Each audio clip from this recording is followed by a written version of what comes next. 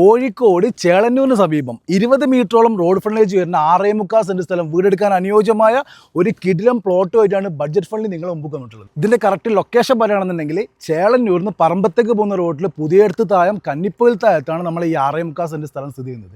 നമ്മൾ ഈ പ്ലോട്ടിൻ്റെ ഏകദേശം 1 കിലോമീറ്റർ പരിധിയിലായിട്ട് കുട്ടിക്ക് വിദ്യാഭ്യാസത്തിന് ആവശ്യമായിട്ടുള്ള എല്ലാ സംവിധാനങ്ങളും അതേപോലെ തന്നെ ആരാധനാലയങ്ങളും നിലവിൽ വരുന്നുണ്ട്.